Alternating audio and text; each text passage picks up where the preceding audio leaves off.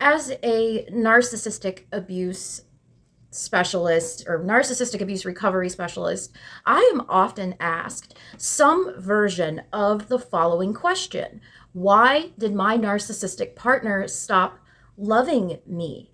And then I would hear a similar sad story about the relationship's trajectory that I have heard thousands of times before from thousands of different people. They treated me so well in the beginning. They told me that everything was perfect, that I was perfect, that they would love me forever. And we even made plans to go on vacation this summer. And then everything overnight seemed to go downhill, and they started finding tiny faults in me, and then they turned into big faults, and now they have left me and they're ignoring me. I feel broken. I feel disappointed. Did I do something wrong? Unfortunately, the answer is always the same for every single person who asks or ponders this question. And when most narcissists say those words, I love you, they do not mean the same thing as most people mean whenever they say those words. And here are what I would like to call the 5 harsh truths about narcissists in love. And what I'm going to say, it applies to both women and men. And this applies to women and men with narcissistic personality disorder, and I am going to use the term narcissist, narcissistic, and NPD to kind of shorthand and just to describe the diagnostic criteria. So number 1, the first of the 5 harsh truths about the narcissist in love. It is that the narcissists do not really fall in love with people. They fall in love with the projection of whomever they currently idealize as the perfect mate. And they can sound convincingly in love, and they can act convincingly in love, but that is because they temporarily believe that in the fantasy that you both have created in your mind, and the reality is that narcissistic love is quite shallow, if not non-existent, and ultimately depends on how perfectly you embody their fantasies about how well you are meeting their needs. It's all about them, and it is never and will never has been about you.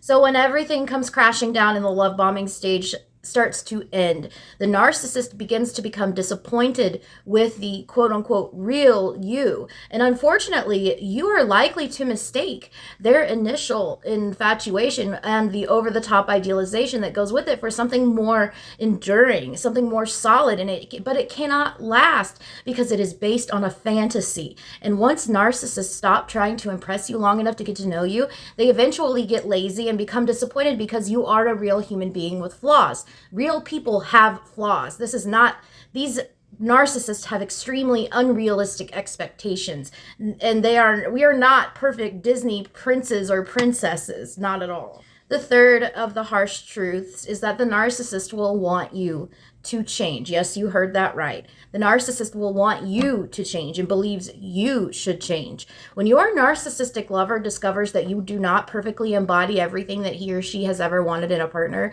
the construction project begins, and your lover starts to suggest that you should change to become better. And if you resist making these suggested improvements, your narcissistic partner is likely to stop being kind and to start being very mean to you. And as a result, the two of you will start to fight all of the time, and the good times will begin to diminish until they are down to nothing. Number 4 of the harsh truths: a narcissist will absolutely devalue you.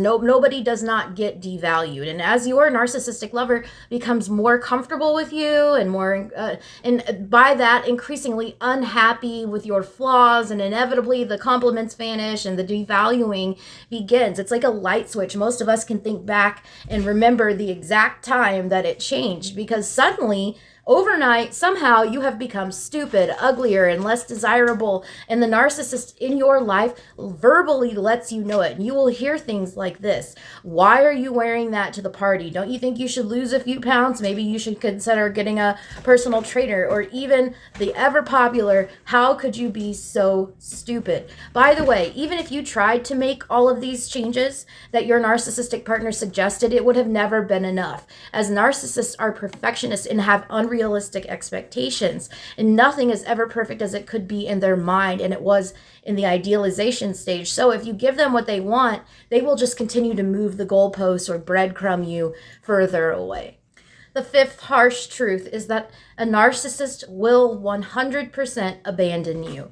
The abandonment can be emotional, it can be physical, it can be both. And in many ways, emotional abandonment is worse. With emotional abandonment, your narcissistic partner does not physically leave you or formally break up with you even. However, he or she makes it plain that you, your wishes, and your well-being are now matters of complete indifference. And at this point, your narcissistic lover may already be flirting with other people in front of you or secretly cheating on you, and more than likely they are. Many narcissists do eventually physically leave, especially if they believe they have better options available to them.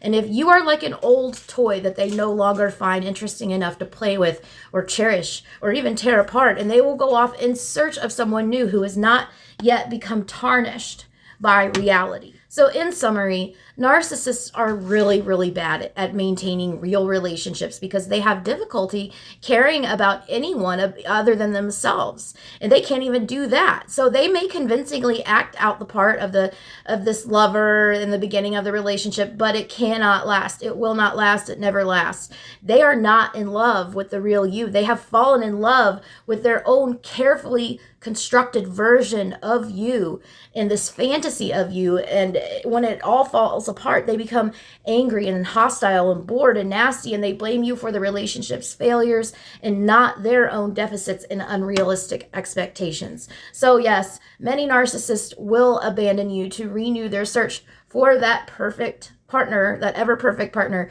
who will never disappoint them. My name is Sara Ann Brown, and this is Narcissistic Abuse 101. If you would like to donate to my cause, Narcissistic Abuse 101, pay for the production of these videos, free coaching for people in need, my new book, live speaking events, and so much more cool stuff that I have coming up, click the PayPal link in my bio. Thank you guys.